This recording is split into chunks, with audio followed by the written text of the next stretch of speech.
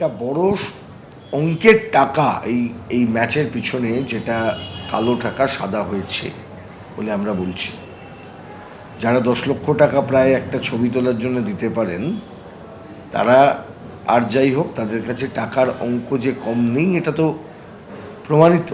এই যে commission of enquiry যেটা তৈরি করেছেন, এটা আসলে যা সত্যি ঘটনা তাকে চাপা দেবার জন্য, এবং মনোমতো একটা ইনভেস্টিগেশন করেছি, তদন্ত করেছি, গ্রেপ্তার করে এনেছি, মমতা কাজ করছে এটা দেখানোর জন্য। কোম্পানিজ অ্যাক্টে যদি কর্পোরেট এন্টিটি হয়, তাহলে সেকশন 212 অনুযায়ী পাবলিক ইন্টারেস্টে central government can always direct for investigation by SFIO. মাননীয় মুখ্যমন্ত্রী 13 তারিখেই দুপুর 1:30 নাগাদ তার এক্স হ্যান্ডেলে একটি টুইট করেন, করে বলেন যে তিনি একটি কমিশন কনস্টিটিউট করে দিয়েছেন।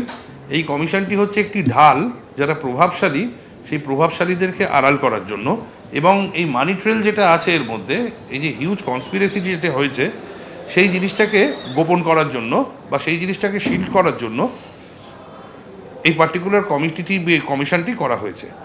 কমিশন অফ এনকোয়ারি অ্যাক্ট দেখিয়ে আমি আদালতের দৃষ্টি আকর্ষণ করে বলি হচ্ছে যে এরকম কোনো কমিশন যদি করতে হয়, তাহলে সেই কমিশনের ক্ষেত্রে ফার্স্ট অফ অল হচ্ছে সরকারকে প্রথমে একটা ওপিনিয়ন ফর্ম করতে হবে, তারপরে সেটা অ্যাসেম্বলিতে একটা রেজলিউশন পাস করাতে হবে, করিয়ে তারপরে গ্যাজেট নোটিফিকেশন করানো যায়। অন্য কিছু করলে তার বৈধতা নেই।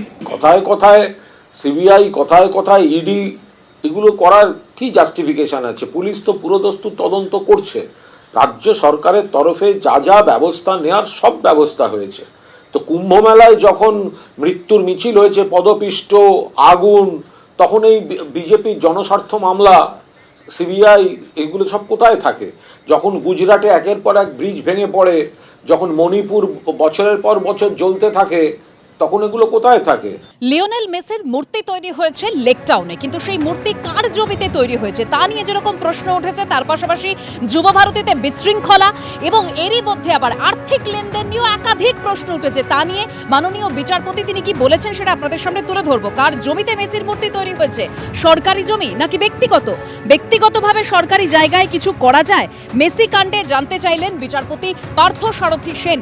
মন্ত্রী হিসেবে নয়, ব্যক্তিগতভাবে মেসির মূর্তি সুজিত বসু বানিয়েছেন। হাইকোর্টে সওয়াল রাজ্যের আইনজীবী কল্যাণ বন্দ্যোপাধ্যায়।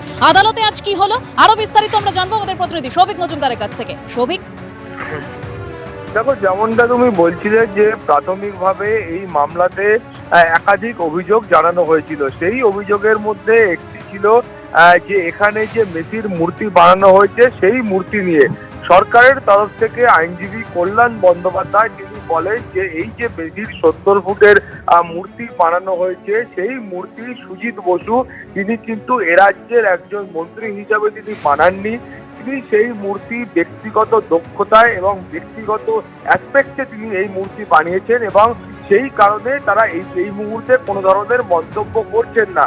কিন্তু মাননীয় বিচারপতি পার্থসারথী সেনের বক্তব্য হচ্ছে যে কোনো ব্যক্তি তার ব্যক্তিগত ইচ্ছায় সরকারি সম্পত্তিতে এই ধরনের কোনো নির্মাণ করতে পারেন কিনা বা কোনো কাজ করতে পারেন কিনা, সেই প্রশ্নটা তিনি তুলেছেন, যার কোনো সন্তোষজনক উত্তর এখনো পর্যন্ত কলকাতা হাইকোর্টের কাছে এসে পৌঁছয়নি। এরপরে স্বাভাবিকভাবেই তুমি জানো এই মামলার ক্ষেত্রে অন্যতম মূল প্রশ্ন ছিল যে অভিযোগ এই মামলায় করা হয়েছে যে প্রচুর ব্যক্তি তারা কেউ 4,000, কেউ 5,000, কেউ 10,000 পর্যন্ত টাকা দিয়ে তারা মেসির এই যে মেসি কলকাতায় আসবেন তাকে দেখার জন্য যুব ভারতী ক্রীড়াঙ্গনে গেছিলেন, কিন্তু তারা অভিযোগ করছেন তারা দেখতে পাননি, ফলে টাকা ফেরত দেওয়া হোক এই দাবিও কিন্তু একেবারে প্রথম থেকেই উঠছে। ফলে তার প্রেক্ষিতে সরকারের বক্তব্য হলো যে এইটা একেবারে একটা প্রাইভেট প্রোগ্রাম, এবং সরকার তারা কিন্তু এই মুহূর্তে এই টাকা পুনরুদ্ধার বা ফিরিয়ে নেওয়ার দায়িত্ব নিতে তারা তৈরি নয়। সরকারের বক্তব্য হলো তারা কোনো রিকভারি এজেন্ট নয়। কলকাতা হাইকোর্ট বা আদালত যদি নির্দেশ দেয় সেক্ষেত্রে বিষয়টা অন্যরকম হতে পারে, কিন্তু এটা বাদ দিলে কারোর কোনো ধরনের অভিযোগ থাকলে তার জন্য আদালতের পথ খোলা রয়েছে।